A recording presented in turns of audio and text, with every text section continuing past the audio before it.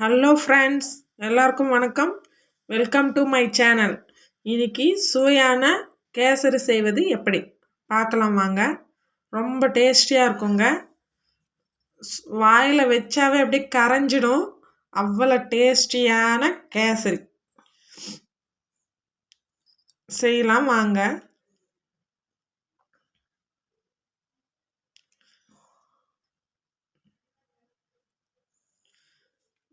இப்போ செய்கிறதுக்கு முதல்ல 1 கப் ரவைன்னா 3 கப்பு தண்ணி சூடு பண்ணிக்கணும்.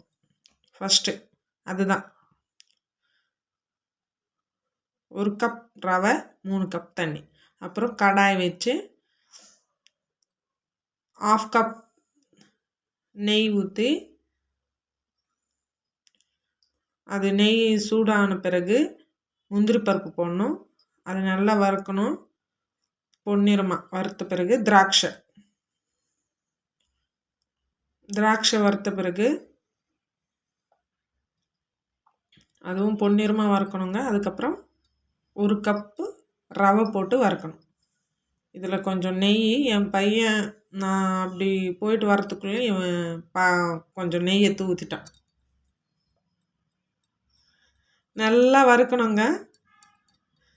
வறுத்த பிறகு நம்ம ஸ்டவ் மேலே வச்சுருந்தோம் இல்லையா, அந்த தண்ணி எடுத்து இந்த ரவையில் ஊற்றணும். சுட சுட தண்ணி.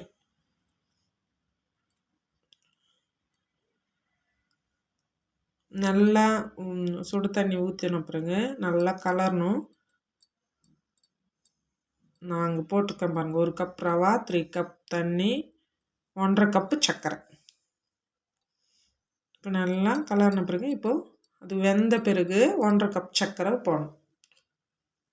நான் டம்ளரில் எடுத்திருக்கேன், நீங்கள் கப்பு கூட எடுத்துக்கலாம். நான் 1.5 கப்பு சர்க்கரை எடுத்துருக்கேன். நல்லா கலர்ன பிறகு இது மாதிரி லூஸ் ஆகும்.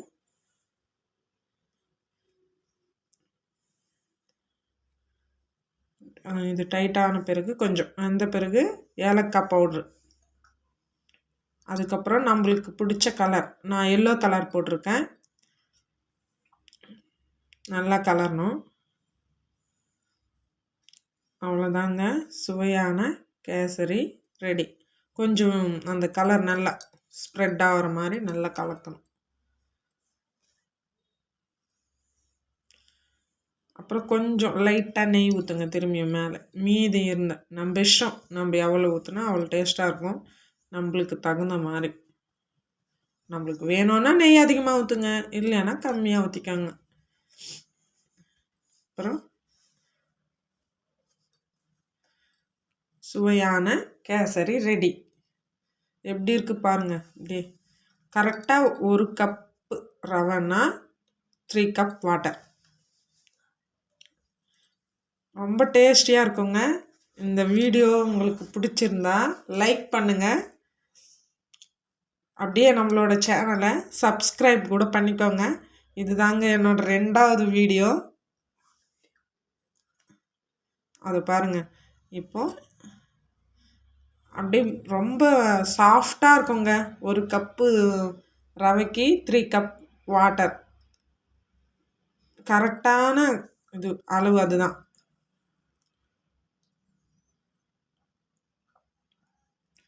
நீங்கள் பார்த்தாவே தெரியும், கரண்டியில் எடுத்து வைக்கும்போது அப்படியே ஸ்மூத்தாக இருக்கும்.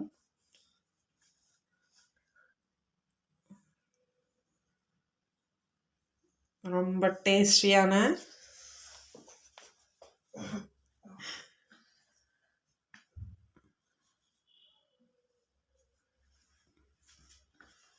ரவா கேசரி ரெடி.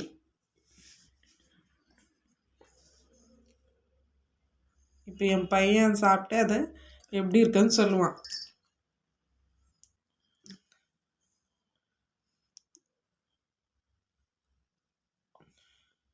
இந்த வீடியோ பிடிச்சிருந்தா லைக் பண்ணுங்கள், ஷேர் பண்ணுங்கள், கமெண்ட் பண்ணுங்கள், அப்படியே சப்ஸ்கிரைப் பண்ணிக்கோங்க.